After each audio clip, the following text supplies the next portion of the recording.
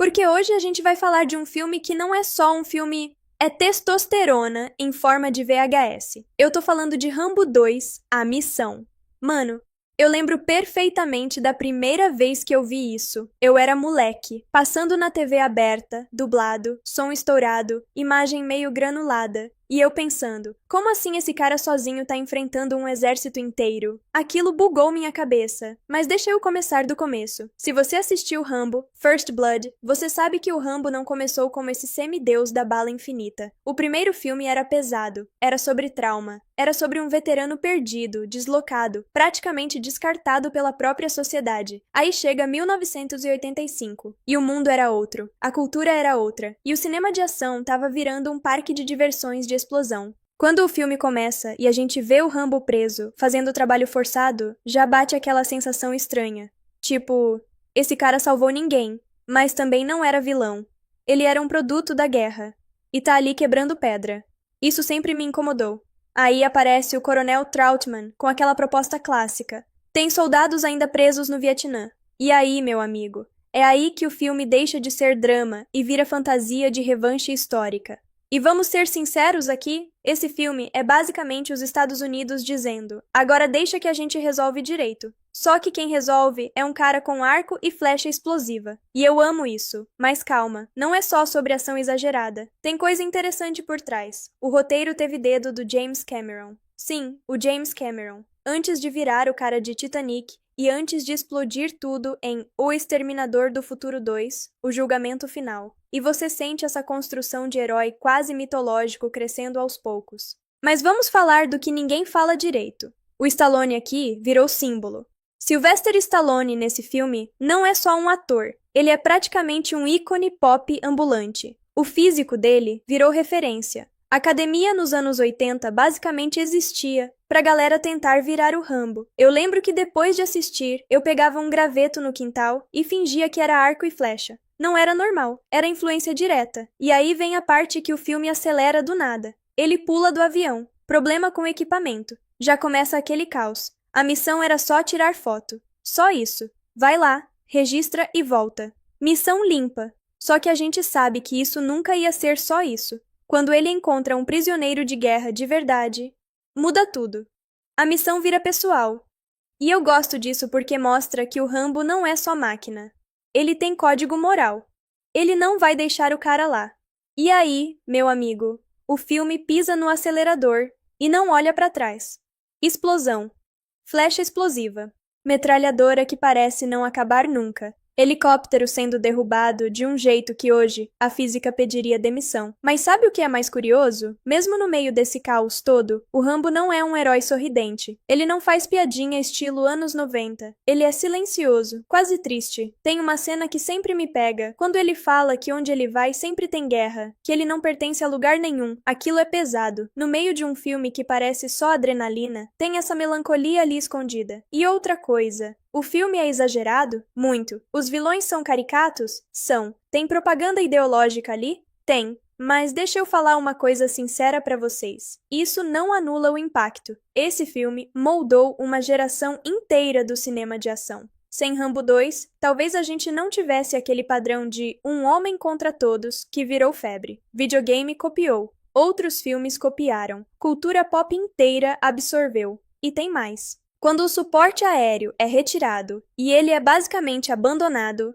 aquilo é a repetição do trauma. Ele foi abandonado na guerra, agora tá sendo abandonado de novo. E aí ele decide: beleza, então eu faço sozinho. É quase arrogante, mas é catártico. Eu lembro que quando eu reassisti mais velho, já com cabeça mais crítica, eu pensei: cara, isso aqui é praticamente um conto de fadas militar. Só que é um conto de fadas feito para adulto que cresceu com frustração histórica. E funciona, principalmente naquele clímax absurdo com helicópteros. Aquilo é puro cinema 80s, é grandioso, é exagerado, é quase operístico de tão dramático. E aí vem o final. Quando ele volta e destrói a base, confronta o burocrata responsável pela missão. Aquilo é o grito do personagem. Não é só vingança física, é vingança moral. E quando ele fala que quer que o país ame seus soldados tanto quanto eles amam o país, aquilo é o resumo de tudo. Rambo 2 pode ser barulhento, pode ser exagerado, pode ser zero sutil, mas ele tem coração, do jeito dele, explodindo coisas. Mas tem. Agora eu vou jogar a pergunta pra vocês. Se você tivesse que escolher, você prefere o Rambo mais humano e vulnerável do primeiro filme? Ou esse aqui, que parece um chefe final de videogame ambulante? Porque eu vou confessar. Dependendo do dia, eu escolho esse aqui. Tem dias que a gente só quer ver helicóptero explodindo e flecha virando míssil. E não tem nada de errado nisso. Se você curte quando eu misturo análise séria com memória afetiva e opinião sem filtro, já comenta aí. Porque a gente ainda pode aprofundar muito mais nisso. Bastidores, cenas específicas, decisões de roteiro que mudaram o personagem pra sempre. E sim, ainda tem muita selva para atravessar nessa missão. Beleza, então ajeita aí na cadeira porque agora a gente vai entrar na parte onde o filme larga qualquer freio moral e fala: quer ação? Então segura.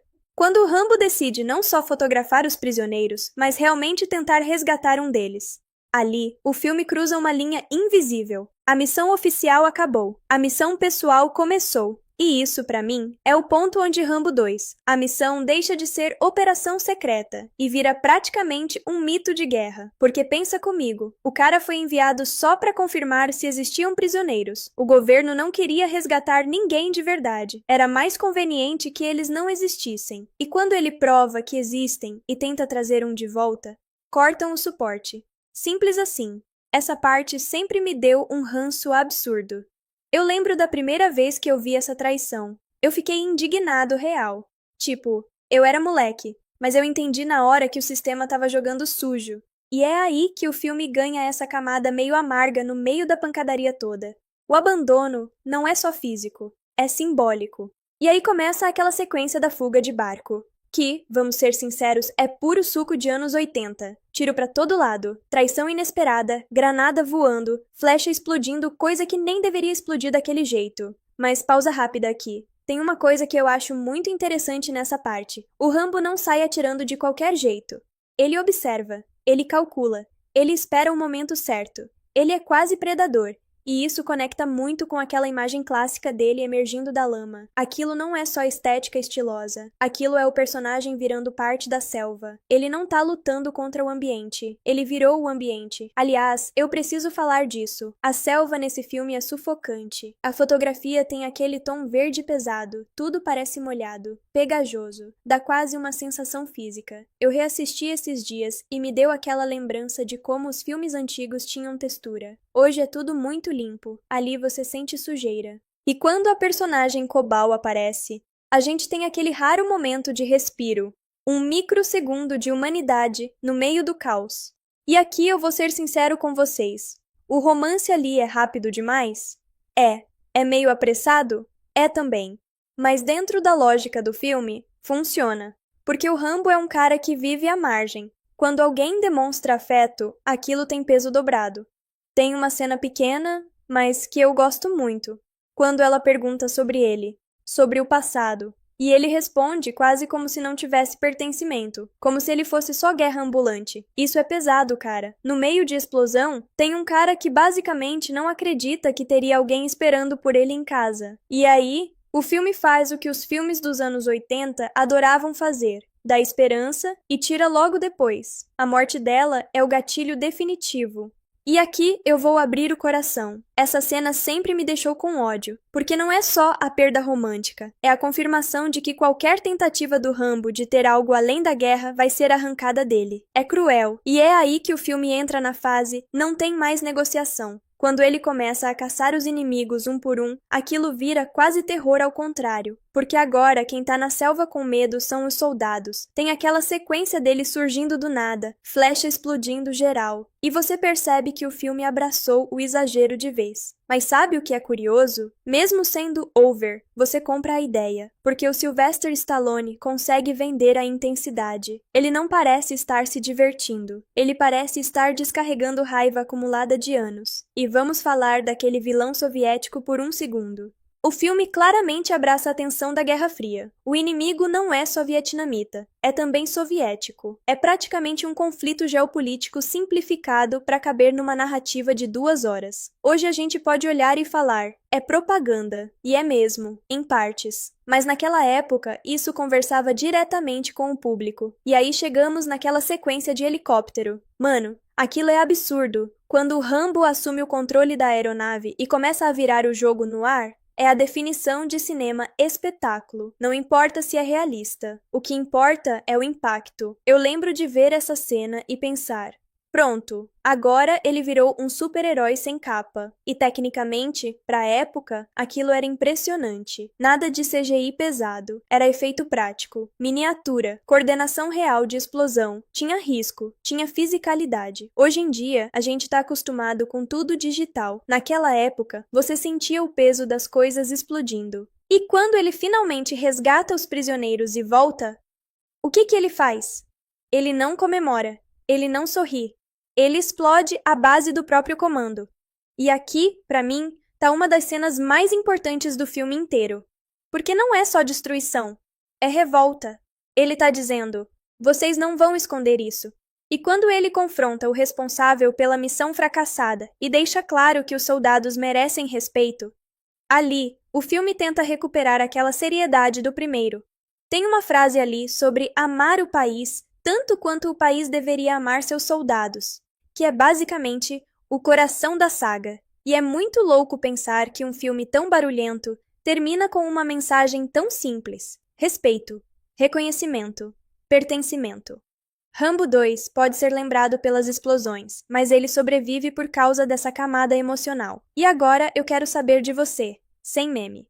Quando você reassiste hoje, você vê só ação exagerada? Ou você consegue enxergar essa crítica ali por baixo?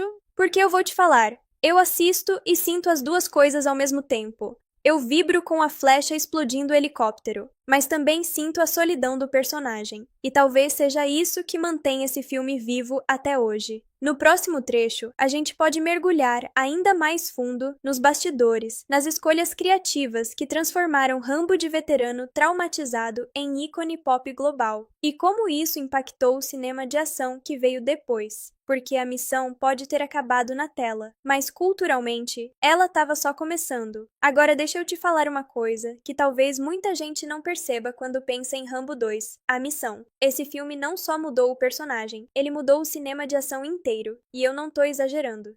Depois que Rambo 2 estourou, virou quase regra. Herói musculoso, poucas palavras, trauma interno, arsenal pesado e zero paciência pra burocrata engravatado. Parece familiar? Pois é, metade dos filmes de ação do fim dos anos 80 beberam direto dessa fonte. E eu lembro claramente da época em que qualquer capa de locadora tinha um cara suado segurando uma arma enorme com cara de poucos amigos. Era a estética Rambo dominando tudo. Mas vamos voltar pro filme. Tem um detalhe que sempre me pega quando eu reassisto: o silêncio do personagem. O Rambo fala pouco, muito pouco. E isso não é falta de diálogo bem escrito, é escolha. O Sylvester Stallone entendeu que o personagem funciona melhor quando o corpo fala mais que a boca. O olhar pesado, a respiração controlada antes de atacar, a postura sempre alerta. Isso cria uma aura quase mítica.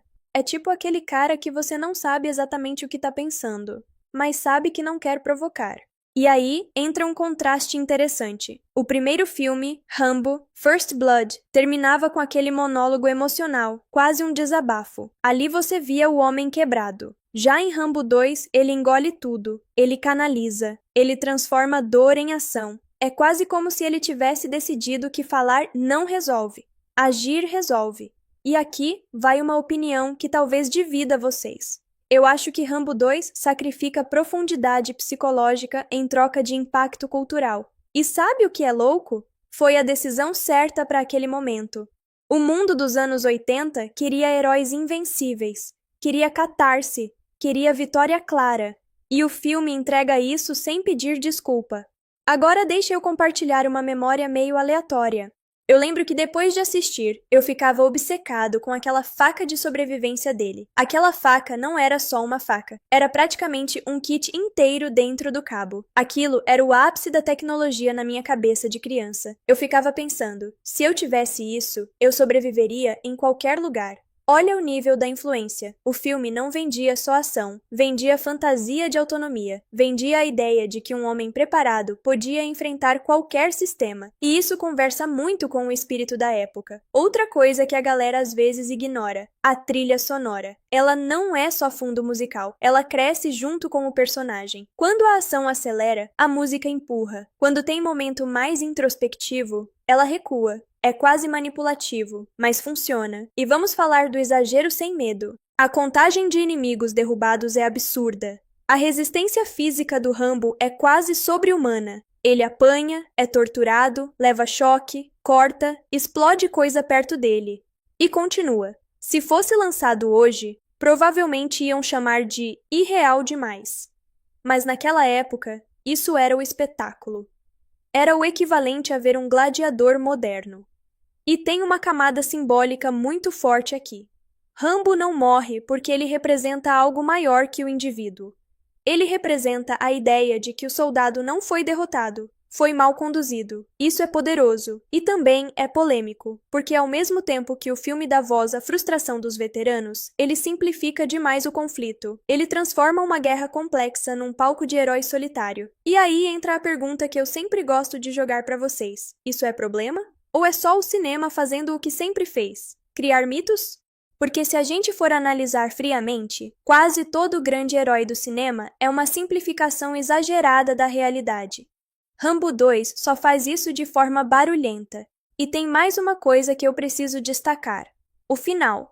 Quando ele retorna e confronta o responsável pela missão, aquilo não é só vingança. É um ajuste moral. Ele não quer medalha. Ele não quer aplauso, ele quer reconhecimento para os caras que ficaram presos. Essa fala final é o que ancora o filme. Sem ela, seria só um festival de explosão. Com ela, vira declaração. E eu acho isso muito interessante porque mostra que, mesmo abraçando o espetáculo, o filme não esqueceu totalmente de onde o personagem veio. Ele ainda é o cara deslocado. Ele ainda é o veterano que quer respeito. Ele só aprendeu que, naquele mundo, respeito às vezes vem no volume máximo. E agora eu vou falar algo que talvez soe estranho. Eu acho que Rambo 2 é um filme honesto. Exagerado? Sim. Ideológico? Também. Mas honesto na proposta.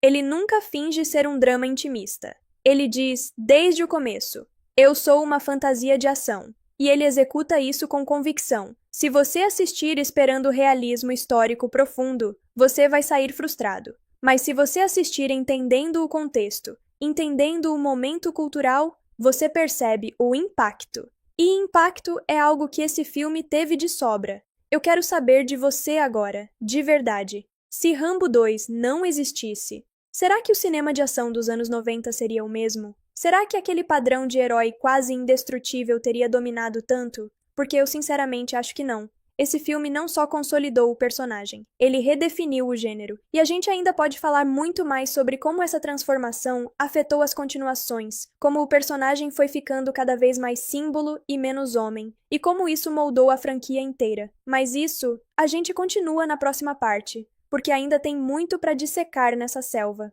Agora, deixa eu entrar numa parte que pouca gente comenta quando fala de Rambo 2, A Missão. O quanto esse filme virou um produto cultural gigantesco. Porque não foi só, fez sucesso. Não, isso aqui virou fenômeno. Boneco, pôster, camiseta, lancheira, videogame. O Rambo deixou de ser só personagem e virou marca. E isso é muito louco quando você para pra pensar de onde ele veio. No primeiro filme, Rambo, First Blood, ele era quase um comentário social ambulante. Em 3 anos, ele virou o símbolo máximo da fantasia militar americana. É uma transformação absurda em pouquíssimo tempo. E aqui vai uma coisa que eu percebi reassistindo recentemente. Rambo 2 é praticamente estruturado como um videogame antes mesmo dos videogames de ação explodirem de vez.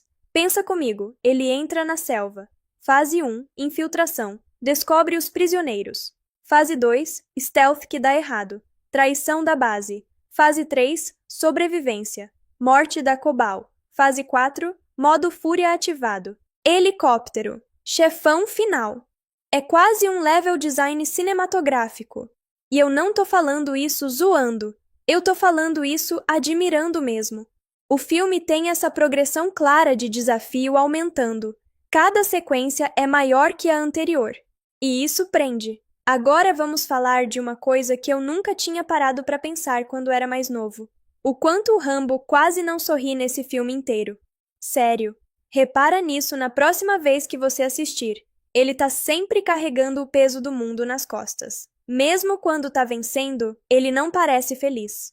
Parece determinado. Isso cria uma diferença gigante entre ele e outros heróis da época. Ele não é o cara carismático cheio de frase de efeito. Ele é o cara que resolve e vai embora. E talvez seja por isso que ele ficou tão icônico. O Sylvester Stallone conseguiu transformar o silêncio em identidade. E isso não é fácil, porque quando você fala pouco, qualquer expressão errada estraga a cena. Mas ele segura. Agora deixa eu contar uma coisa meio pessoal. Quando eu reassisti essa parte da morte da Cobal mais velho, eu tive uma leitura completamente diferente. Quando eu era moleque, eu só pensava, ah não, agora ele vai ficar com mais raiva. Era só isso. Hoje, eu vejo como aquilo reforça a ideia de que o Rambo não tem permissão para ter paz. Toda vez que surge uma possibilidade de vida fora da guerra, ela é arrancada. É quase trágico, e isso faz com que a sequência seguinte, onde ele basicamente vira um fantasma na selva, tenha outro peso. Não é só vingança, é desespero transformado em violência. E aí vem aquela sequência dele eliminando os soldados um por um. Cara,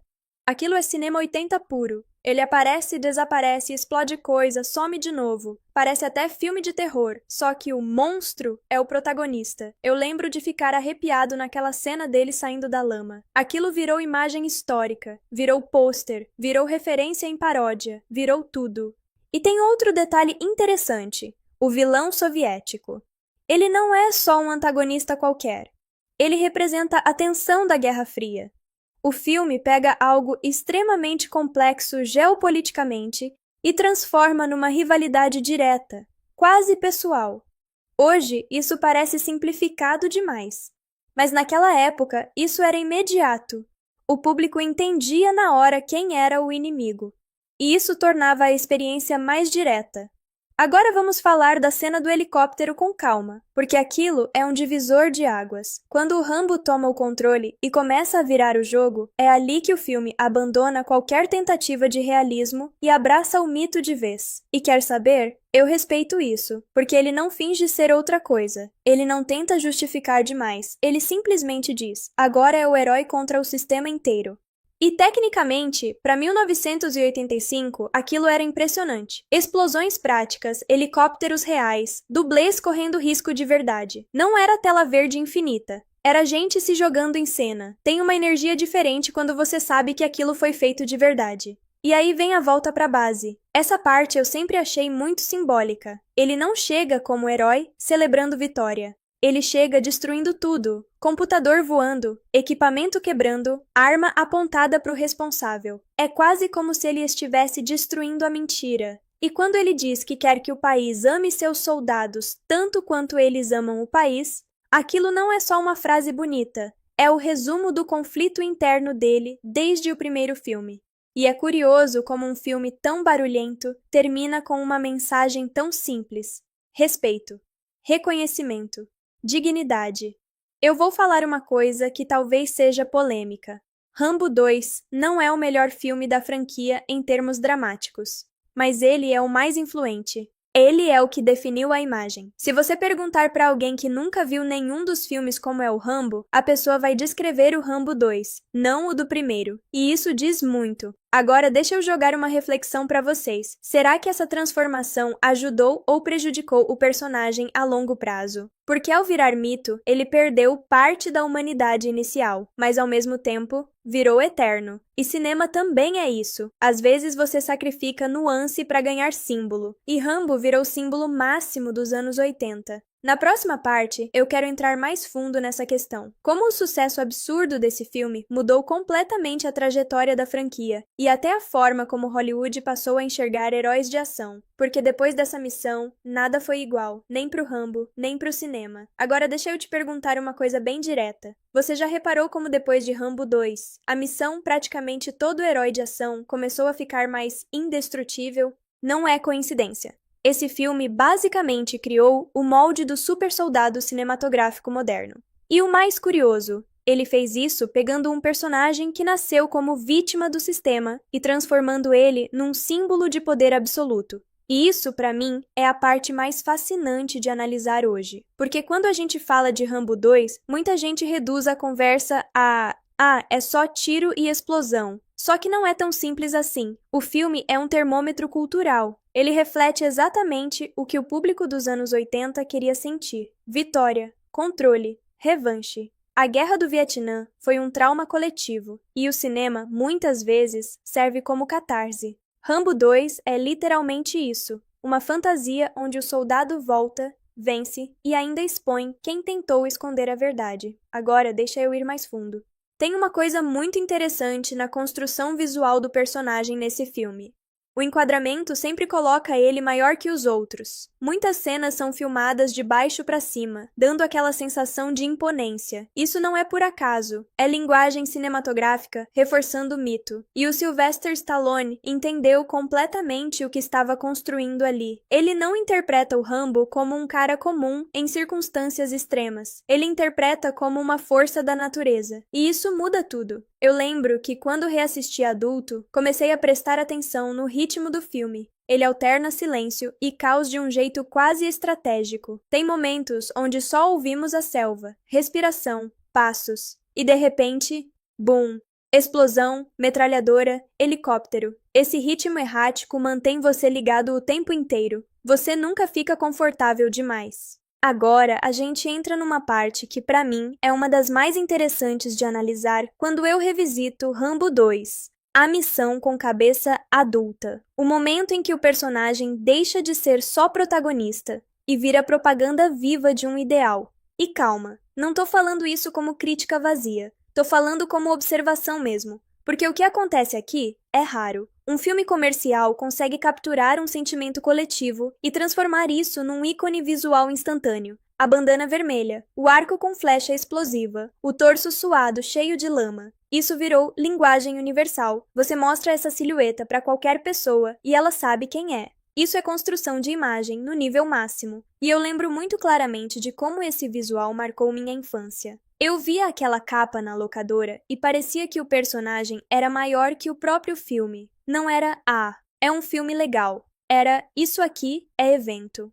E parte disso vem da transformação que o Sylvester Stallone fez no personagem. Ele entendeu que o público não queria mais só o veterano traumatizado do Rambo, First Blood. O público queria alguém que enfrentasse o trauma de frente e vencesse. Mas aqui tem uma camada que pouca gente comenta. Quando o Rambo vira essa máquina quase imparável, ele também perde algo. Ele fica mais distante, mais mitológico, menos humano.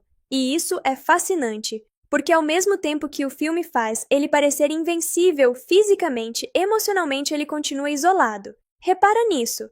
No final, depois de tudo, ele não celebra. Ele não aceita convite para ficar. Ele não faz discurso heróico para a multidão. Ele simplesmente vai embora. É quase como se o filme dissesse: ele pode vencer guerras, mas não consegue encontrar lugar no mundo. Isso é melancólico pra caramba. E talvez seja por isso que, mesmo com toda a pirotecnia, o personagem nunca virou caricatura total naquele momento. Ele ainda tinha peso. Agora vamos falar de impacto cultural real. Depois de Rambo 2, o arquétipo do herói solitário dominou Hollywood. Era quase checklist.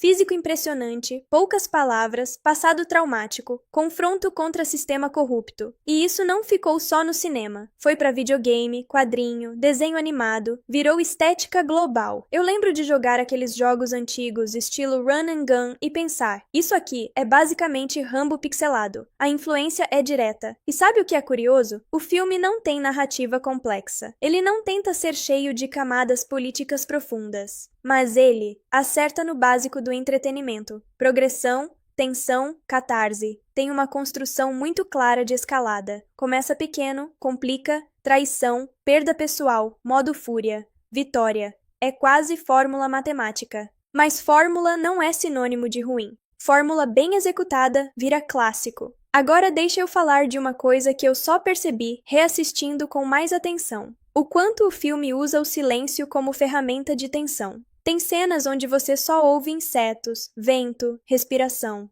Nada de música bombástica. Isso cria expectativa. E quando a ação explode, o contraste é muito maior. É quase cruel com o espectador. E isso mostra que, apesar da fama de filme só de explosão, existe direção consciente ali. Outra coisa que envelheceu de forma interessante é a representação do conflito. Hoje a gente consome filmes de guerra com mais nuance, mais complexidade moral. Rambo 2 simplifica tudo para caber na fantasia do herói absoluto. Mas isso também é parte do DNA dele.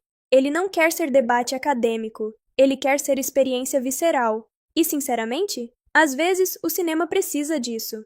Nem todo filme precisa ser tratado como tese de doutorado. Às vezes, você só quer ver um cara que foi traído virar o jogo com arco e flecha explosiva. E tá tudo bem. Agora eu vou levantar uma reflexão que talvez seja meio provocativa. Será que Rambo 2 teria funcionado se tivesse sido mais realista? Se ele tivesse mantido o tom mais pesado e psicológico do primeiro? Eu acho que não. Porque o momento histórico pedia exagero, pedia imagem forte, pedia símbolo. E símbolo não funciona pela sutileza, funciona pela clareza. O Rambo aqui é claro, ele é a resposta simples para um problema complexo. E isso explica o sucesso absurdo. Mas também explica por que algumas pessoas torcem o nariz hoje. E tá tudo certo. O cinema é filho do seu tempo. Agora, olhando para trás, eu vejo Rambo 2 quase como um divisor de águas pessoal também. Foi um dos primeiros filmes que me fez perceber que a ação podia carregar mensagem, mesmo que embrulhada em pólvora. E talvez seja por isso que ele continua relevante para discutir. Na próxima parte, eu quero entrar ainda mais fundo na consequência desse sucesso. Como essa versão superdimensionada do personagem impactou o terceiro filme, como a indústria tentou replicar essa fórmula até a exaustão. E como isso moldou toda uma geração de heróis de ação, porque a missão pode ter acabado ali na tela.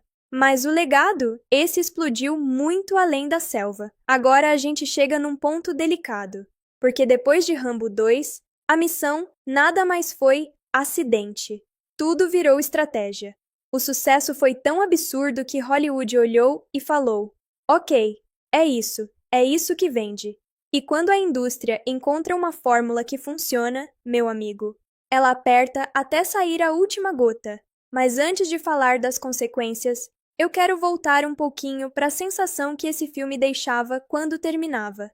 Lembra daquela última cena? Ele sai andando, meio isolado, sem festa, sem medalha, sem desfile. Aquilo sempre me deu uma sensação estranha. Tipo, ele venceu, mas não parece vencedor. E isso é muito simbólico. Porque apesar de toda a transformação em mito, o Rambo ainda é um cara que não pertence totalmente a lugar nenhum. Ele resolve o problema, mas não resolve a própria solidão. E isso, pra mim, é o que impede o filme de virar só propaganda vazia. Tem essa camada de melancolia constante. Agora vamos falar do impacto industrial. Depois desse filme, praticamente todo estúdio queria ser o próprio Rambo. Não importava o nome. O molde estava lá. Herói com passado sombrio, missão impossível, governo duvidoso, explosão suficiente para fazer a sala tremer. E isso moldou o fim dos anos 80 inteiro. O Sylvester Stallone virou sinônimo de ação máxima. E, ao mesmo tempo, o personagem começou a ficar cada vez mais associado à imagem do exército de um homem só. E aqui entra um ponto interessante. Quando um personagem vira símbolo forte demais, ele começa a correr risco de virar caricatura. E eu acho que Rambo 2 fica bem no limite entre mito poderoso e exagero total. Ele não cai completamente na autoparódia, mas chega perto em alguns momentos. E talvez seja por isso que ele é tão fascinante de revisitar hoje. Porque você assiste e pensa, isso é absurdo, mas ao mesmo tempo pensa, isso é incrível. Essa contradição é parte da experiência. Agora deixa eu contar uma coisa meio específica. Eu lembro de discutir com amigos, anos depois, sobre qual cena era mais icônica. E quase todo mundo citava momentos de Rambo 2. A flecha explosiva, o helicóptero, ele saindo da lama. Ninguém citava a cena dramática do primeiro. Isso diz muito. Esse filme redefiniu a memória coletiva do personagem.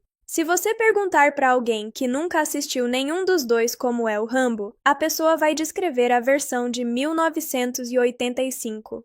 Não o veterano vulnerável de 1982. Isso é força cultural absurda. E tem outro detalhe que eu gosto de analisar: o ritmo emocional. O filme alterna adrenalina e silêncio de um jeito quase irregular. Tem momentos onde tudo desacelera, quase introspectivo, e do nada explode de novo. Essa montanha-russa mantém a atenção, mas também cria uma sensação de instabilidade.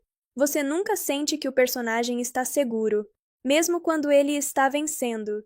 E isso é importante, porque se ele fosse só invencível o tempo todo, ficaria chato. O filme entende que precisa colocar ele em situações onde parece impossível sair, mesmo que a gente saiba que ele vai sair. Agora vamos falar de uma coisa que envelheceu de maneira curiosa: a política simplificada. Hoje, a gente consome filmes muito mais ambíguos. Na época, o público queria clareza. Quem é o vilão? Tá ali. Quem é o herói? Tá aqui, sem zona cinzenta. Isso fazia parte da experiência. Era quase reconfortante ter uma narrativa tão direta. E olha como isso conversa com o momento histórico. Em tempos de incerteza, histórias simples têm mais impacto. Rambo 2 é simples na superfície, mas emocionalmente ele carrega frustração, abandono, desejo de reconhecimento. E talvez seja isso que mantém o filme vivo. Agora eu vou ser honesto com vocês. Tem cenas que hoje eu assisto e rio de leve pelo exagero. Tipo, a resistência física do cara é surreal. Ele apanha, é torturado, explode coisa perto dele e continua firme. Mas ao invés de me afastar, isso me aproxima mais da experiência. Porque eu entendo que estou assistindo mito, não documentário. E mito não precisa obedecer física, ele precisa gerar sensação. E gera. Agora deixa eu te fazer uma pergunta meio filosófica. Você acha que o personagem teria sobrevivido ao tempo se tivesse permanecido só no tom dramático do primeiro filme? Ou foi justamente essa guinada explosiva que garantiu que ele se tornasse eterno? Eu sinceramente acho que foi essa mudança radical que colocou o Rambo no panteão da cultura pop. Pode ter sacrificado nuance, mas ganhou legado. E legado, no cinema, é coisa rara. Na próxima parte, eu quero mergulhar nas consequências disso para o terceiro filme e como a indústria começou a inflar cada vez mais o conceito de herói indestrutível até chegar no limite. Porque depois de Rambo 2, a escalada só aumentou, e nem sempre isso é algo simples de administrar. Parte 8. Agora segura essa reflexão porque ela é meio incômoda. Quando Rambo 2, a missão termina, a gente sente catarse. A missão foi cumprida, os prisioneiros foram resgatados, o sistema foi confrontado. Beleza. Mas ao mesmo tempo, você percebe que o personagem ficou maior do que a própria história. E isso é perigoso, porque quando um personagem vira símbolo gigantesco, o próximo passo quase sempre é: como a gente faz algo ainda maior? E é aí que começa a escalada. Eu lembro que quando fui revisitar o filme anos depois, já sabendo de tudo que veio depois na franquia, eu assisti com outra lente. Eu não estava vendo só aquele capítulo isolado. Eu estava vendo o momento exato em que o Rambo deixou de ser homem e virou conceito. E conceito é difícil de sustentar, porque conceito precisa ser sempre ampliado. E o que Rambo 2 faz é empurrar o personagem para o limite do plausível. Ele sobrevive à tortura, à traição, à selva, à emboscada, ao combate aéreo. Ele praticamente atravessa o inferno e volta. Então, quando o público sai do cinema em 1985, a sensação é: ok, e agora? O que pode ser maior que isso? E Hollywood, como sempre, ouviu essa pergunta como desafio.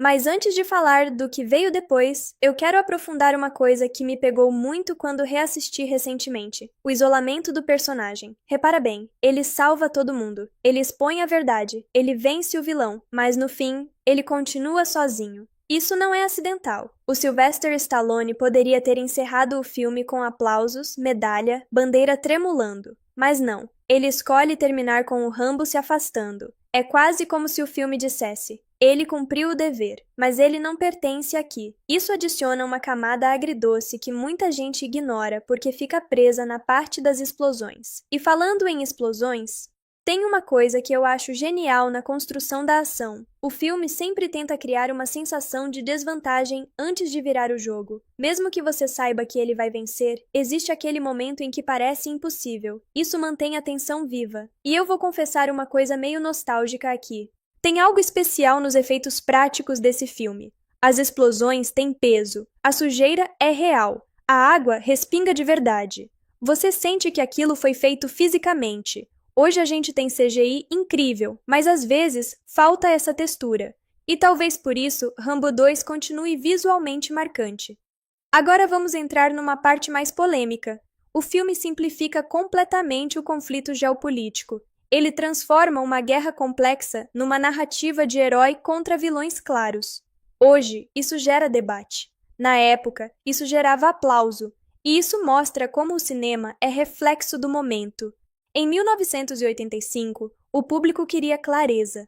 Queria ver o soldado americano voltar e vencer. Era quase terapia coletiva. E isso não significa que o filme seja historicamente preciso. Significa que ele é emocionalmente estratégico. Outra coisa que me chama a atenção é como o personagem quase não demonstra prazer na violência. Ele não ri, ele não faz piada, ele não comemora, ele executa. Isso mantém a aura séria. Se ele começasse a brincar demais, viraria caricatura total. E talvez seja por isso que Rambo 2 ainda é respeitado, mesmo sendo exagerado. Ele nunca vira comédia involuntária. Agora deixa eu te perguntar uma coisa sincera. Quando você pensa em anos 80, você pensa em qual imagem? Neon? Música sintetizada? Jaqueta de couro? Para muita gente, a imagem é um cara de bandana vermelha, segurando uma metralhadora pesada no meio da selva. Isso é impacto cultural. E impacto cultural é difícil de medir, mas fácil de sentir. Eu lembro de desenhar o Rambo no caderno da escola. Não era só personagem de filme, era arquétipo de força. E isso conversa com algo mais profundo. O desejo universal de enfrentar sistemas injustos e vencer. Rambo 2 é fantasia pura nesse sentido, mas fantasia bem construída tem poder. E aqui vai uma reflexão que eu acho importante. Será que a transformação do Rambo em mito ajudou a eternizar o personagem? Ou acabou aprisionando ele num molde impossível de sustentar sem exagerar cada vez mais? Porque quando você cria um herói que já venceu tudo, o próximo capítulo precisa ser ainda maior. E isso é uma armadilha narrativa. Na próxima parte, eu quero explorar exatamente isso. Como o sucesso estrondoso de Rambo 2 praticamente obrigou a franquia a aumentar a escala, aumentar o espetáculo, e como isso impactou a essência do personagem. Porque depois que você vira lenda, voltar a ser homem é muito mais difícil. Beleza, agora a gente entra numa parte que eu considero crucial para entender Rambo 2. A missão de forma completa. A questão da escalada narrativa e do mito em torno do personagem. O lance é o seguinte. Depois do sucesso absurdo do primeiro filme, o público não queria mais o Rambo só sofrendo no canto. Ele queria ver ação. Queria ver poder, queria ver aquele cara virar quase uma força da natureza. E é exatamente isso que o segundo filme entrega. Mas aí, cara, entra uma tensão interessante. Quando você exagera demais na ação, corre o risco de quebrar a empatia. E eu juro, reassistindo isso hoje, eu percebo que Stallone consegue equilibrar de um jeito quase milagroso. Pensa comigo, o Rambo aqui não é invencível por acaso. Ele é invencível porque a narrativa construiu uma tensão prévia, que faz o público acreditar que ele pode falhar a qualquer momento. Você sente o perigo, mesmo sabendo que ele vai dar um jeito. Esse contraste é o que dá adrenalina ao filme. E eu lembro de quando eu assisti isso pela primeira vez, adolescente, quase pulando do sofá com cada explosão ou com cada flecha certeira. Você se conecta com ele, mesmo que ele pareça um mito absoluto. E aí vem outro ponto que eu acho genial, a solidão do personagem. Mesmo sendo uma máquina de ação, Rambo continua sendo profundamente humano. Ele sente a perda, a frustração, o abandono. Ele salva pessoas, mas não é abraçado pelo mundo no final. Ele não é celebrado como herói oficial, e isso, meu amigo, adiciona uma camada de complexidade que muita gente ignora porque se deixa levar pela pancadaria. Eu sempre achei isso fascinante. É como se o filme dissesse: o mundo não precisa reconhecer o que você fez para que seja importante. Isso, para mim, é quase poético. Agora, falando de impacto cultural. Rambo 2 redefiniu a estética do herói de ação nos anos 80. A bandana, o arco explosivo, o corpo coberto de lama, a postura silenciosa, observando cada movimento do inimigo. Tudo isso virou linguagem universal. Você mostra uma imagem dessas hoje e qualquer pessoa reconhece. Não importa idade, país, nada. Isso é poder de construção de imagem. Eu mesmo ainda lembro de como fiquei vidrado na primeira vez que vi essa cena. Parecia que o cara tinha saído direto de um mito antigo e caído na selva. E tem mais. O filme constrói a tensão usando silêncio de forma magistral. Tem momentos em que você só ouve o vento, a água, respiração pesada. A tensão cresce porque o som é quase inexistente. E quando a ação explode, o impacto é absurdo. É quase cruel com o espectador, mas de um jeito que te prende completamente. Eu lembro de pensar, como alguém consegue construir suspense assim com tão poucos elementos? Isso é trabalho de direção de primeira. Mas nem tudo é perfeito, né? Tem exageros que hoje fazem a gente rir um pouco. A resistência física do Rambo chega a níveis impossíveis. Ele apanha, é torturado, quase morre, e de repente está lá, erguendo metralhadora ou disparando flechas explosivas. Mas eu aprendi a ver isso como parte da fantasia. Não é realista, mas é épico. E honestamente, é essa dose de exagero que torna a experiência memorável. Sem isso, o filme perderia metade do impacto. Outro ponto que vale destacar é a representação do conflito. Hoje, com filmes de guerra mais complexos, a gente percebe que Rambo 2 simplifica demais. Mas na época, essa simplificação funcionava. O vilão é claro, o herói é claro, e a missão também. Isso cria uma narrativa direta, emocionalmente satisfatória. Você entende quem é o inimigo, quem é o aliado, e consegue se entregar à fantasia sem questionamentos. É cinema pop no auge, e Stallone entendeu isso melhor do que ninguém. E para fechar essa parte, uma reflexão pessoal.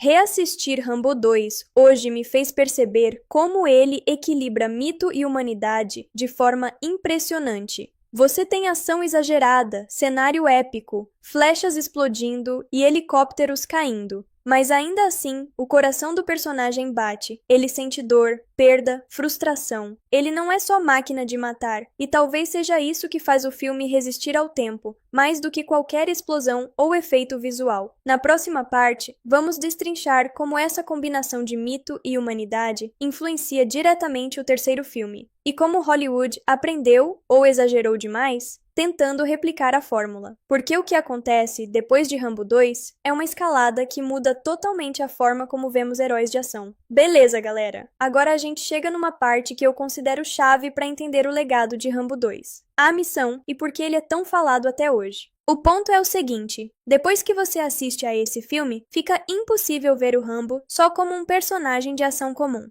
Ele se transforma em arquétipo. E quando eu digo arquétipo, eu tô falando de algo que vai além da história, dos diálogos, das explosões. Ele representa um tipo de herói solitário, quase sobre-humano, que enfrenta sistemas maiores que ele e ainda sai de pé. E isso, meu amigo, é poderoso demais. E tem um detalhe que sempre me pegou: o ritmo do filme. Ele não é linear. Às vezes, ele desacelera completamente para mostrar tensão silenciosa, isolamento do Rambo, detalhes da selva, observação dos inimigos. E de repente explode de novo, com helicópteros, metralhadoras e flechas explosivas. Esse vai e vem de adrenalina cria uma experiência emocional intensa. Eu lembro de ter assistido isso e ficar com o coração na garganta, mesmo sabendo que ele ia se dar bem no final. E essa oscilação, essa montanha-russa de emoções, é algo que poucos filmes de ação conseguem hoje. Outra coisa que me marcou, e aqui entra meu lado mais pessoal, é a sensação de solidão e abandono do personagem. Ele salva os prisioneiros, ele derrota os vilões, mas não tem festa, não tem reconhecimento oficial. Ele continua sozinho. Eu sempre achei isso fascinante, porque cria uma ambivalência. Você vibra com ele, mas ao mesmo tempo sente uma melancolia sutil. É herói, mas é humano. É mito, mas sente. Essa dualidade é rara, especialmente em filmes de ação da década de 80. E falando de impacto cultural, gente, é absurdo. A estética do Rambo 2, bandana vermelha, arco explosivo, corpo coberto de lama, virou símbolo universal. Qualquer pessoa, mesmo que nunca tenha visto o filme, reconhece essa imagem. Eu mesmo, anos atrás, mostrei para um amigo que nunca tinha visto nenhum Rambo, e ele disse: "Ah, é aquele cara da selva com arco e flecha." É isso que eu chamo de poder cultural. Agora, falando de impacto cultural, Rambo 2 redefiniu a estética do herói de ação nos anos 80. A bandana, o arco explosivo, o corpo coberto de lama, a postura silenciosa, observando cada movimento do inimigo, tudo isso virou linguagem universal. Você mostra uma imagem dessas hoje e qualquer pessoa reconhece. Não importa a idade, país, nada. Isso é poder de construção de imagem. Eu mesmo ainda lembro de como fiquei vidrado na primeira vez que vi essa cena. Parecia que o cara tinha saído direto de um mito antigo e caído na selva. E tem mais. O filme constrói a tensão usando o silêncio de forma magistral. Tem momentos em que você só ouve o vento, a água, respiração pesada. A tensão cresce porque o som é quase inexistente, e quando a ação explode, o impacto é absurdo. É quase cruel com o espectador, mas de um jeito que te prende completamente. Eu lembro de pensar: como alguém consegue construir suspense assim com tão poucos elementos? Isso é trabalho de direção de primeira. Cidade. Ele não parece estar se divertindo. Ele parece estar descarregando raiva acumulada de anos. E vamos falar daquele vilão soviético por um segundo. O filme claramente abraça a tensão da Guerra Fria. O inimigo não é só vietnamita, é também soviético. É praticamente um conflito geopolítico simplificado para caber numa narrativa de 2 horas. Hoje a gente pode olhar e falar: é propaganda, e é mesmo, em partes. Mas naquela época, isso conversava diretamente com o público. E aí chegamos naquela sequência de helicóptero. Mano, aquilo é absurdo. Quando o Rambo assume o controle da aeronave e começa a virar o jogo no ar, é a definição de cinema espetáculo. Não importa se é realista. O que importa é o impacto. Eu lembro de ver essa cena e pensar: pronto, agora ele virou um super-herói sem capa. E tecnicamente, pra época, aquilo era impressionante. Nada de CGI pesado, era efeito prático, miniatura, coordenação real de explosão, tinha risco, tinha fisicalidade. Hoje em dia, a gente tá acostumado com tudo digital. Naquela época, você sentia o peso das coisas explodindo. E quando ele finalmente resgata os prisioneiros e volta, o que ele faz? Ele não comemora, ele não sorri, ele explode a base do próprio comando. E aqui, pra mim, tá uma das cenas mais importantes do filme inteiro.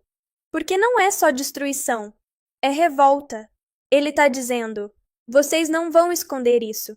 E quando ele confronta o responsável pela missão fracassada e deixa claro que os soldados merecem respeito, ali, o filme tenta recuperar aquela seriedade do primeiro. Tem uma frase ali sobre amar o país tanto quanto o país deveria amar seus soldados, que é basicamente o coração da saga. E é muito louco pensar que um filme tão barulhento termina com uma mensagem tão simples: respeito, reconhecimento, pertencimento. Rambo 2 pode ser lembrado pelas explosões, mas ele sobrevive por causa dessa camada emocional. E agora eu quero saber de você, sem meme. Quando você reassiste hoje, você vê só ação exagerada ou você consegue enxergar essa crítica ali por baixo?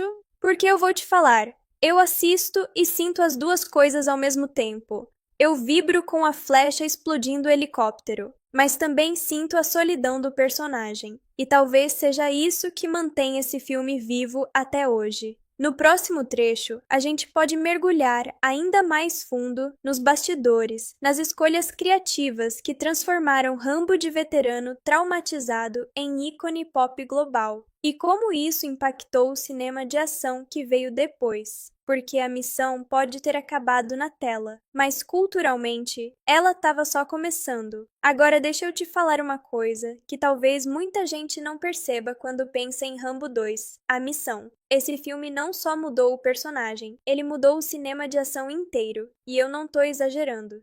Depois que Rambo 2 estourou, virou quase regra. Herói musculoso, poucas palavras, trauma interno, arsenal pesado e zero paciência para burocrata engravatado. Parece familiar? Pois é, metade dos filmes de ação do fim dos anos 80 beberam direto dessa fonte. E eu lembro claramente da época em que qualquer capa de locadora tinha um cara suado segurando uma arma enorme com cara de poucos amigos. Era a estética Rambo dominando tudo. Mas vamos voltar pro filme. Tem um detalhe que sempre me pega quando eu reassisto: o silêncio do personagem. O Rambo fala pouco, muito pouco. E isso não é falta de diálogo bem escrito, é escolha. O Sylvester Stallone entendeu que o personagem funciona melhor quando o corpo fala mais que a boca. O olhar pesado, a respiração controlada antes de atacar, a postura sempre alerta. Isso cria uma aura quase mítica. É tipo aquele cara que você não sabe exatamente o que tá pensando, mas sabe que não quer provocar. E aí entra um contraste interessante. O primeiro filme, Rambo, First Blood, terminava com aquele monólogo emocional, quase um desabafo. Ali você via o homem quebrado. Já em Rambo 2, ele engole tudo, ele canaliza, ele transforma dor em ação. É quase como se ele tivesse decidido que falar não resolve, agir resolve. E aqui vai uma opinião que talvez divida vocês. Eu acho que Rambo 2 sacrifica profundidade psicológica em troca de impacto cultural. E sabe o que é louco? Foi a decisão certa para aquele momento. O mundo dos anos 80 queria heróis invencíveis, queria catarse, queria vitória clara. E o filme entrega isso sem pedir desculpa. Agora deixa eu compartilhar uma memória meio aleatória.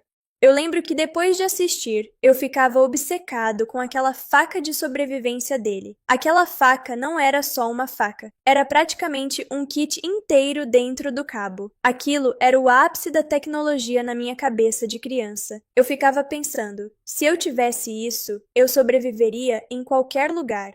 Olha o nível da influência. O filme não vendia só ação, vendia fantasia de autonomia, vendia a ideia de que um homem preparado podia enfrentar qualquer sistema. E isso conversa muito com o espírito da época. Outra coisa que a galera às vezes ignora, a trilha sonora. Ela não é só fundo musical, ela cresce junto com o personagem. Quando a ação acelera, a música empurra. Quando tem momento mais introspectivo, ela recua.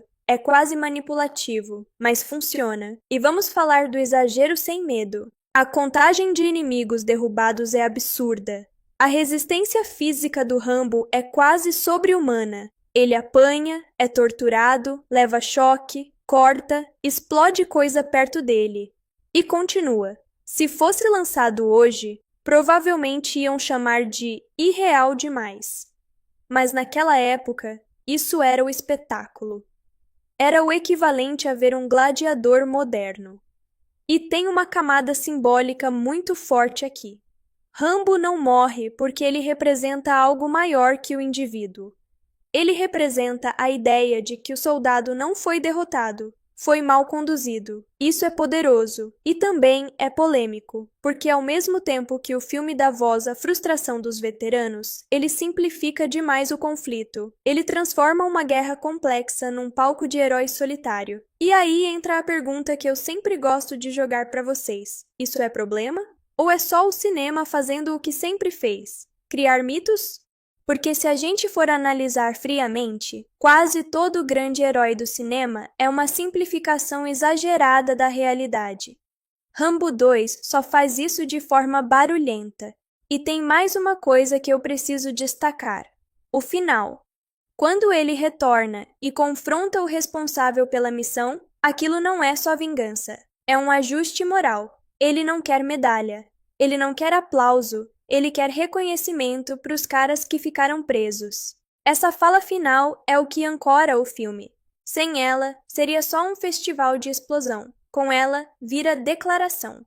E eu acho isso muito interessante porque mostra que, mesmo abraçando o espetáculo, o filme não esqueceu totalmente de onde o personagem veio. Ele ainda é o cara deslocado. Ele ainda é o veterano que quer respeito. Ele só aprendeu que, naquele mundo, respeito às vezes vem no volume máximo. E agora eu vou falar algo que... Mas não posso deixar de comentar os exageros que hoje a gente percebe. O cara sobrevive a torturas impossíveis, explosões, tiros certeiros, ataques com helicópteros e ainda sai inteiro para continuar a missão. É surreal, né? Mas aí entra o charme. É mito. É fantasia. Não dá para encarar literalmente, mas emocionalmente funciona. Eu, particularmente, adoro esse tipo de exagero quando ele serve à narrativa. Agora, vamos falar de política e contexto. O filme simplifica muito o conflito do Vietnã, transformando tudo em herói contra vilão claro. Hoje, isso geraria debate pesado, mas em 1985 funcionava. Era quase terapêutico.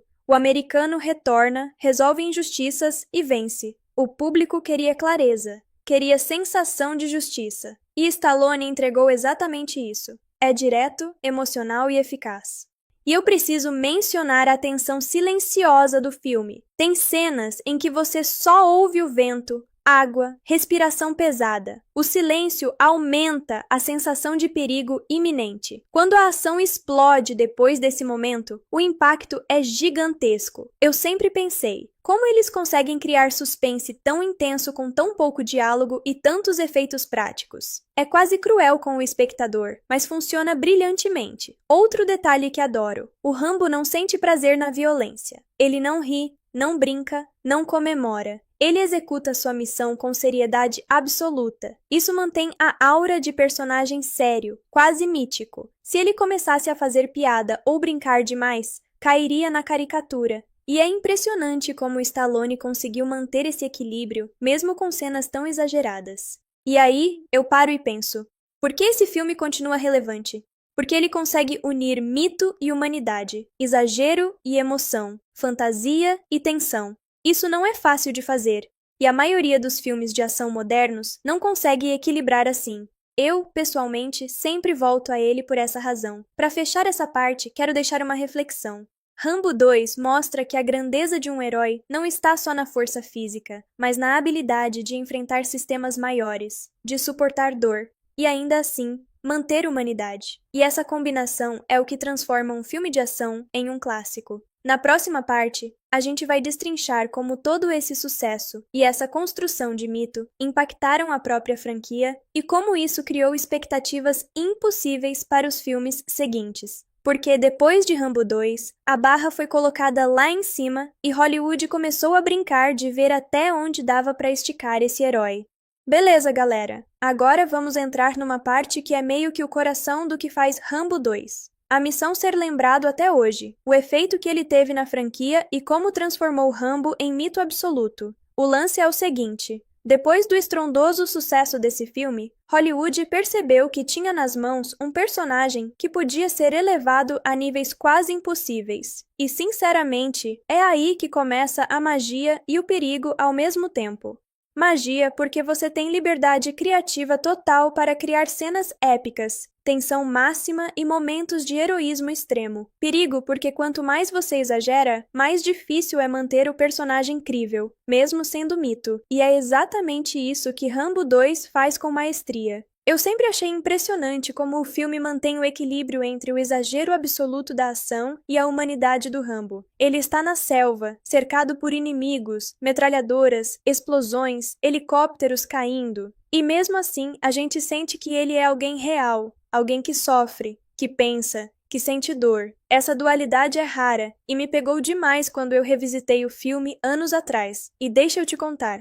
Foi nesse momento que eu percebi que o mito não apaga a humanidade, ele a amplifica. E tem outra coisa que é muito marcante: o modo como o filme cria tensão antes de cada explosão ou batalha. Mesmo que você saiba que Rambo vai sair vivo, o filme consegue fazer você duvidar, se preocupar, sentir o risco. Isso é narrativa de ação de primeira. Eu me lembro que quando eu assisti isso adolescente, minha adrenalina subia com cada momento em que ele parecia cercado, sem saída, mas ainda encontrava uma forma de virar o jogo. É isso que diferencia o Rambo de muitos heróis de ação, a sensação constante de perigo real. Mas, mano, não dá pra ignorar os exageros. Ele apanha, é torturado, quase morre, e ainda consegue sobreviver a tudo, e ainda ter forças pra continuar a missão. É surreal, né? Mas esse surrealismo é parte da construção do mito. E, sinceramente, é isso que faz o filme tão divertido. É uma fantasia extrema, mas emocionalmente satisfatória. Eu sempre gostei disso. Ação exagerada, mas com um herói que não perde a essência.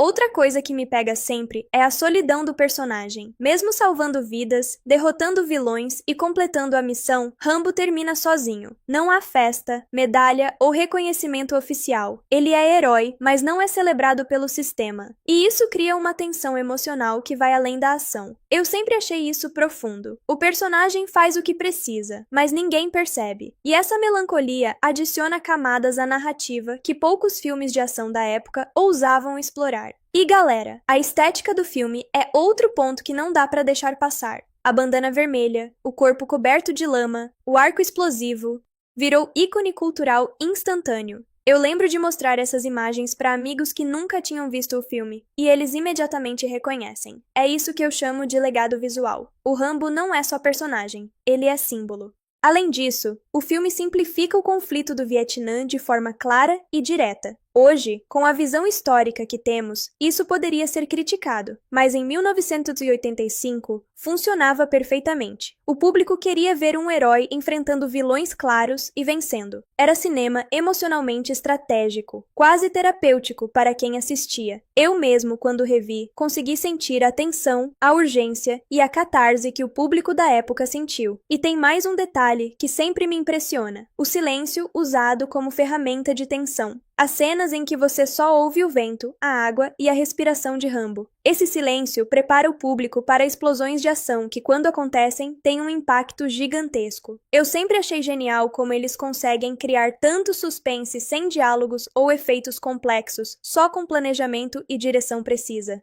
Para finalizar essa parte, uma reflexão pessoal. Rambo 2 consegue unir mito e humanidade de forma equilibrada.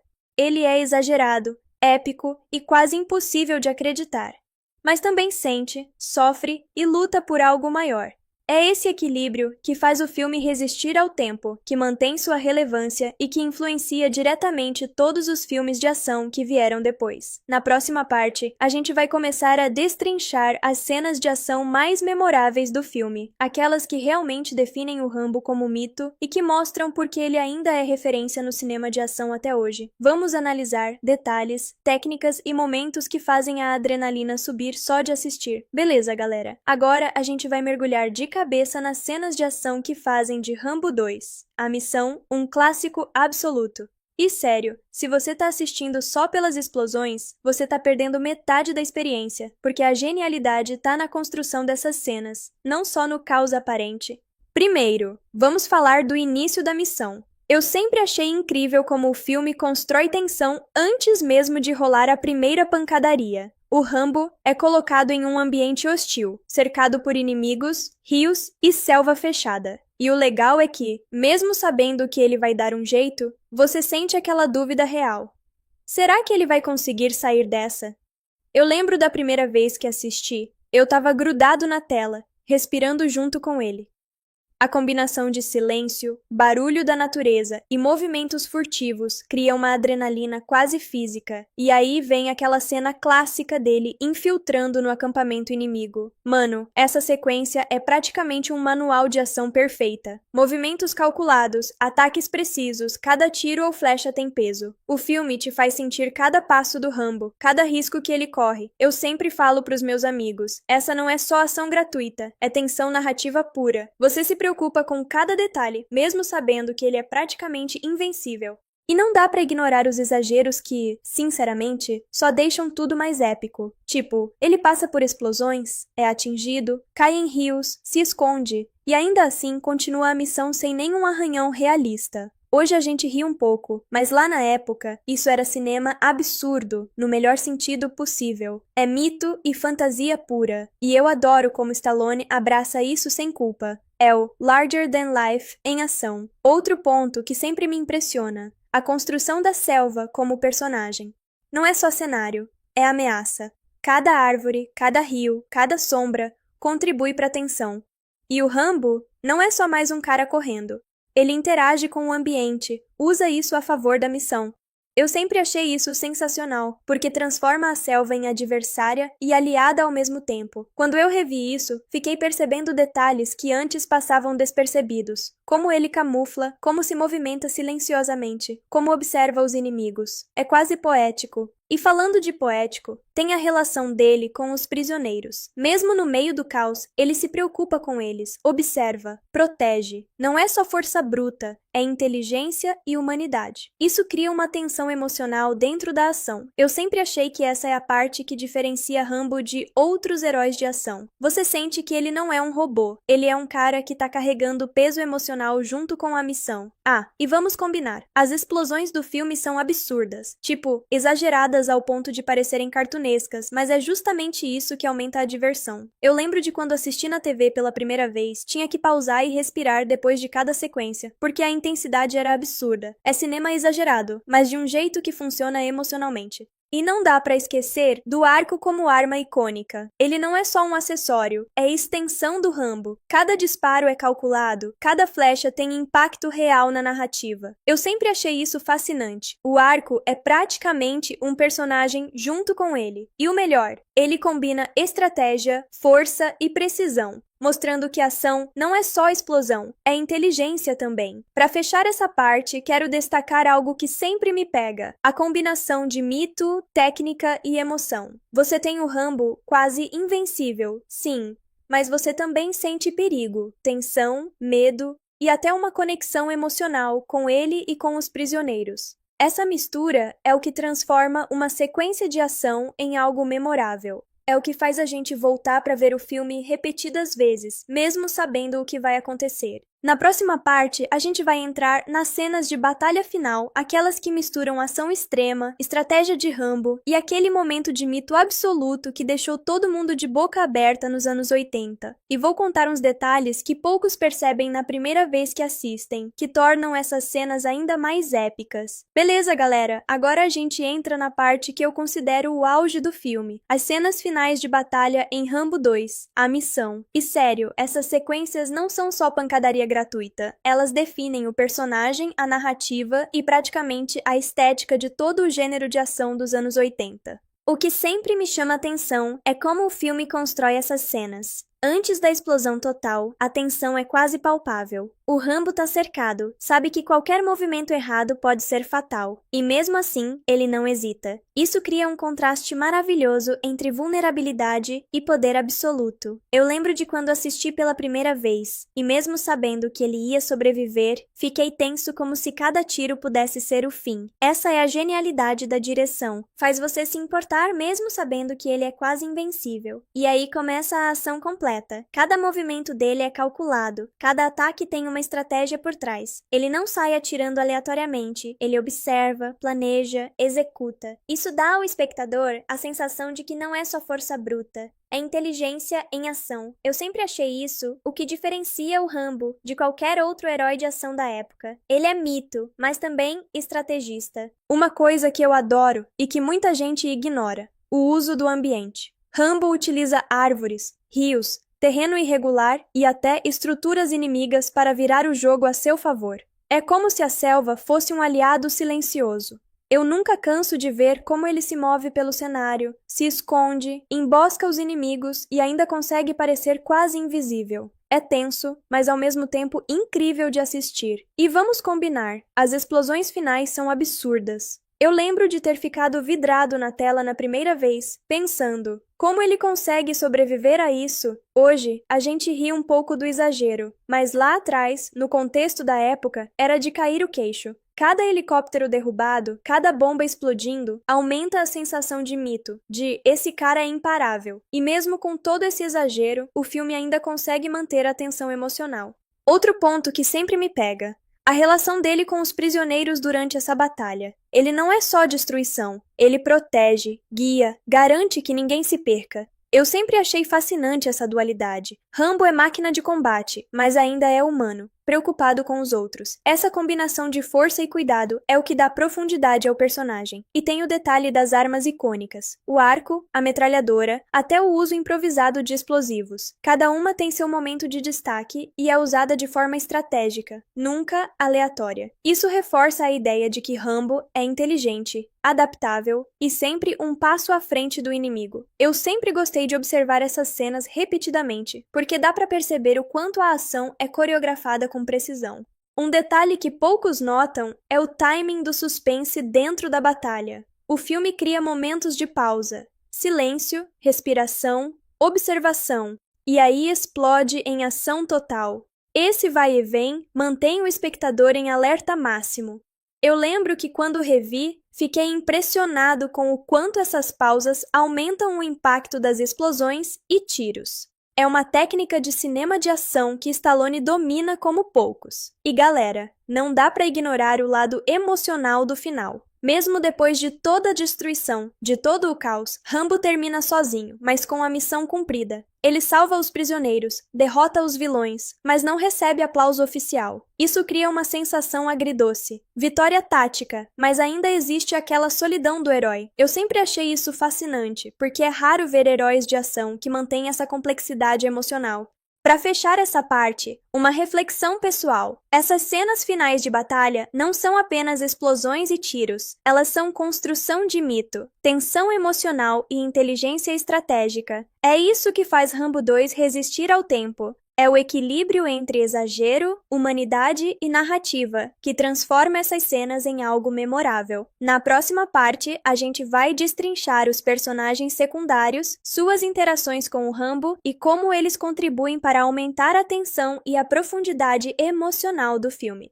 Vou mostrar detalhes que muitas pessoas nem percebem na primeira vez que assistem, mas que fazem toda a diferença na experiência. Beleza, galera? Agora vamos falar de algo que muita gente não dá atenção, mas que faz Rambo 2. A missão ser tão envolvente, os personagens secundários e como eles dão peso emocional e estratégico à história. Porque, convenhamos, Rambo sozinho é incrível, mas o filme ganha camadas graças a quem ele encontra pelo caminho. Primeiro, vamos falar da personagem que mais se destaca, a mulher que acompanha parte da missão. Eu sempre achei fascinante como ela não é só figurante ou interesse romântico. Ela tem voz própria, decisões, é corajosa e arrisca tanto quanto os homens na história.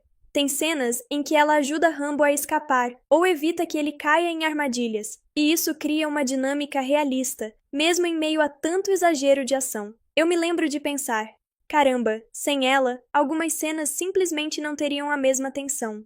E isso mostra que o filme valoriza mais que só o herói macho invencível. Ele reconhece a importância de aliados. Depois tem os prisioneiros que Rambo precisa resgatar. Não são apenas números, são pessoas com histórias e medo real. Cada prisioneiro resgatado aumenta a responsabilidade do Rambo e a tensão da cena. Eu sempre achei que essa humanização dá outro peso à ação. Não é só destruir inimigos, é salvar vidas, e isso cria conexão emocional com quem está assistindo. Eu, pessoalmente, sempre torci por cada um deles, como se estivesse junto nessa selva insana. E claro, não dá para esquecer do antagonista principal, que representa não só a ameaça física, mas também o sistema que Rambo desafia. Ele é implacável, estratégico e, de certa forma, quase um reflexo do que o mundo espera que o Rambo seja. Um herói contido, controlado. A tensão entre esses dois é incrível, porque não é só tiroteio, é confronto de inteligência, poder e moral. Cada decisão de Rambo e cada movimento do vilão são carregados de significado, mesmo entre explosões e tiros. O filme também usa personagens menores de forma estratégica. Os soldados inimigos, os guias locais, até os mercenários servem como obstáculos e catalisadores para o desenvolvimento do Rambo. Cada interação cria risco e exige que ele se adapte. Eu sempre achei essa atenção aos detalhes impressionante. Não é só atire nos inimigos e pronto. Cada personagem acrescenta uma camada de dificuldade e realismo dentro da fantasia. E tem um ponto que eu adoro, como a interação com os aliados faz o Rambo parecer mais humano. Ele não é só máquina de guerra. Ele se importa, observa, se preocupa. Pequenos gestos, como proteger alguém ou olhar para a segurança de seus aliados antes de agir, adicionam profundidade emocional. Eu sempre comento isso para os meus amigos, quando eles dizem que Rambo é só tiro e porrada. Tem muita humanidade escondida ali. Outro detalhe interessante é como o filme cria tensão usando os personagens secundários. Às vezes, eles estão em perigo, e você sente que Rambo pode não conseguir salvá-los a tempo. Isso aumenta o suspense e o ritmo da história. Eu lembro de assistir essas cenas e meu coração literalmente disparar em algumas delas. Esse equilíbrio entre ação, emoção e suspense é o que mantém o filme envolvente até hoje. E tem a relação dele com o guia local, que muitas vezes é subestimado pelo público. Esse personagem ajuda o Rambo a navegar pelo terreno hostil, mas também representa o risco constante. Se ele falhar, a missão inteira pode ir por água abaixo. Eu gosto de como o filme não ignora essas pequenas, mas importantes interações. Elas adicionam realismo e estratégia, mesmo dentro de um filme exagerado de ação. Para fechar essa parte, uma coisa que sempre me pega é como todos esses personagens, aliados, prisioneiros, antagonistas, servem para humanizar e ampliar o mito do Rambo. Ele não é só força bruta, ele se conecta, protege, observa, reage. E essas interações transformam um filme de ação clássico em uma experiência emocional e estratégica completa. Na próxima parte, a gente vai analisar algumas das cenas mais silenciosas e tensas do filme. Aquelas que não têm explosão nem tiros, mas que são essenciais para criar suspense e aumentar o impacto das cenas de ação que vêm depois. Você vai ver como Stallone e a equipe criaram momentos de tensão pura que muitas vezes passam despercebidos na primeira vez que se assiste. Beleza, galera? Agora vamos entrar em uma parte que eu acho simplesmente genial sobre Rambo 2. A missão. As cenas silenciosas. Aquelas que não têm explosão, não têm tiros, mas que fazem a tensão subir de um jeito que você sente no peito. E sério, é aí que o filme mostra que a ação não é só barulho e caos. É controle, estratégia e narrativa pura. O que sempre me chama a atenção é como essas cenas começam quase imperceptivelmente. O Rambo se movimenta na selva, observa os inimigos de longe, respira devagar. Cada passo é calculado, e mesmo que você saiba que ele vai conseguir escapar, você sente aquele frio na barriga, aquele suspense que só quem já passou por filme de ação intenso consegue sentir. Eu lembro de uma vez que revi essa parte tarde da noite e fiquei grudado na tela, quase prendendo a respiração junto com ele. Esse tipo de cena é ouro puro, porque transforma o espectador em parte do risco. Outro detalhe que adoro é o uso do ambiente como ferramenta de suspense. Rambo se esconde em árvores, em arbustos, até em rios rasos. Cada movimento do inimigo é observado, cada som da selva é ouvido. É incrível como o silêncio se torna um personagem. Eu sempre achei isso fascinante, porque muitas cenas de ação, hoje em dia, apostam só em barulho e caos, mas aqui o silêncio é o que te faz sentir o perigo real, e tem um efeito psicológico que essas cenas criam. O Rambo não é só músculo, ele é mente, inteligência e estratégia. Quando ele se aproxima do acampamento inimigo sem ser detectado,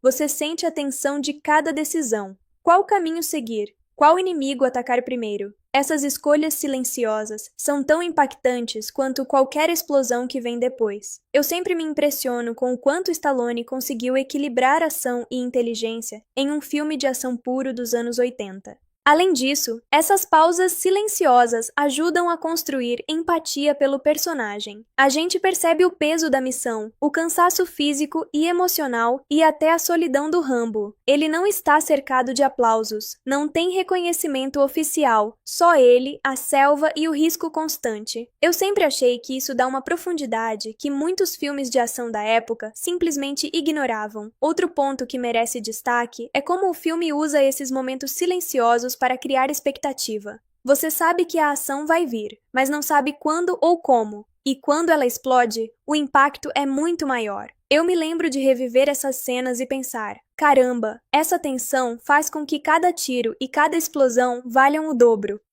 É narrativa pura, construída com paciência e precisão.